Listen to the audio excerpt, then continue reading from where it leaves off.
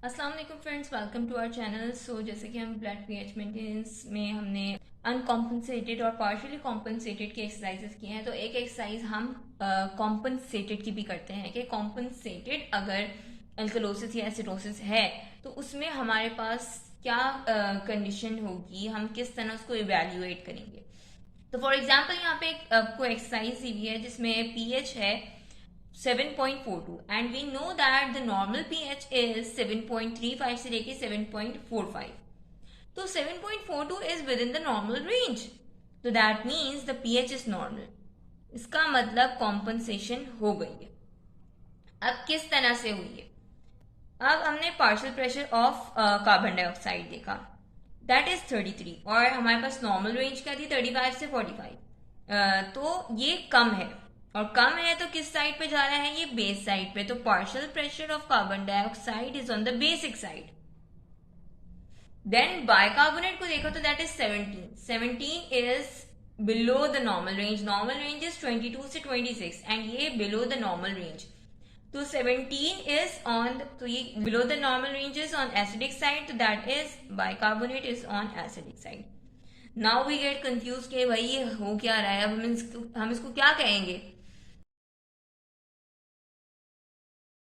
हमें ये तो पता है क्योंकि पीएच नॉर्मल है। अब ये कौन सा कॉम्पनसेटेड है, किसने इसे कॉम्पनसेट किया है, और ये एल्कलोसिस था या एसिडोसिस था, क्या था? How we are going to identify this? तो इसके लिए सबसे पहले जो मैंने ऊपर आपको एक स्केल बताया था उसको हम दोबारा रिकैप करते हैं। So this is the scale. तो हमने बात की थी वहां पे पीएच हमारे पास नॉर्मल रेंज में आया, एसिडिक बाइकार्बोनेट आया, और बेसिक जो है वो आया partial pressure of carbon dioxide. तो पीएच वॉज 7.42। अब अगर हम देखें तो नॉर्मल वैल्यू पीएच की है 7.40 एंड अगर 7.40 से कम है तो वो 35 तक नॉर्मल रेंज में, लेकिन अगर वो कम है तो then still it's going to the acidic side. ठीक है। और अगर 7.42 से 40 से ज्यादा है, बेशक 7.45 तक नॉर्मल रेंज ही होती है, लेकिन अगर 7.4 से ज्यादा आ रही है तो दैट इज एल्कोलॉटिक साइड। तो हमारे पास जो पीएच था जब हम कंपनसेशन की बात कर रहे हैं, कंपनसेटेड, वो था 7.42। तो 42 is again on the alkalotic side, 40 से ज्यादा है।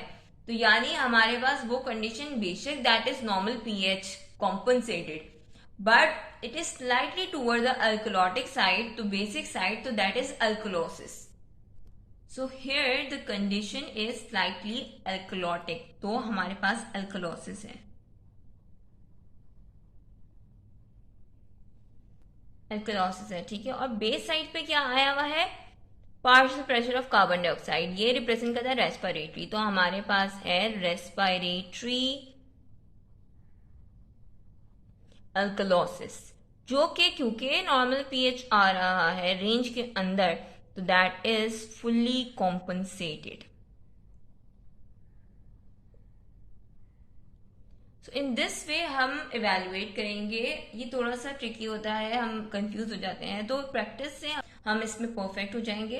Because it is normal pH तो हमारे पास कॉम्पनसेटेड है, लेकिन क्योंकि वो स्लाइटली एसिडिक बेसिक रेंज में आ रहा है, तो दैट इज अल्कलोसिस। और बेसिक रेंज में हमारे पास partial pressure of carbon dioxide आ रहा है, तो रेस्पिरेटरी अल्कलोसिस फुल्ली कॉम्पनसेटेड। इसी तरह अगर हम अज्यूम करें कि हमारे पास पीएच आ रहा है 7.39, ठीक है, और हमारे पास यही, तो 39 इज बिलो 7.40, तो वो थोड़ा एसिडिक साइड पे आ रहा है, और हमारे पास कंपनसेटेड आई हैं सारी चीजें। और बाकी partial pressure of oxygen, carbon dioxide and bicarbonate ऐसे ही है। और पीएच हमारे पास आ रहा है नॉर्मल रेंज में, but still it is 7.39, that is acidic side.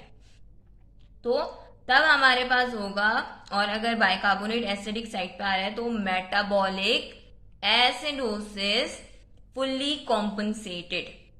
ठीक है। ये मैंने आपको एक ज्यूम करके आपको एक एग्जांपल देके और बताया है ताकि हम बिल्कुल इसको समझ जाएं। So this was all about interpretation of arterial blood gases Hope you like this video. Kindly subscribe to our channel, like, share with your friends. Thank you so much. Take care. Allah Hafiz.